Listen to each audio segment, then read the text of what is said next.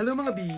Samahan nyo akong mag-unbox ng care package from Elio Skin. And I'm really very excited na magbago na ng skincare products kasi alam nyo naman, tumatanda na tayo at nag-iiba na ang needs ng ating kutis. Kaya naman, nung nakita ko to and sinabi nila na meron silang ipapadalang products, na excite talaga ako. So ito yung mga laman ng care package nila. Medyo marami din, kaya medyo exciting.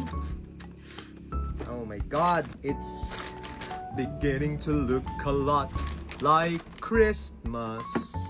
So, meron na akong Elio Oxygenated Tinted Sunscreen. Susubukan natin to.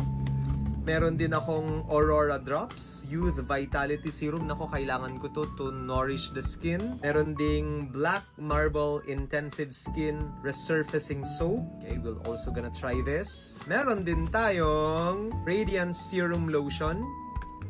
Parang sunscreen din to. And then meron din Super Glow Soap 8-in-1 Superior Brightening. Ang paputi.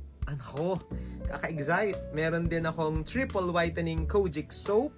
And then, syempre, meron din tayong The Skin Renewal Kit by Elio Skin. Gagamitin natin ito and magbibigay ako ng feedback kung kamusta ba talaga siya sa aking kutis and kung may improvements ba.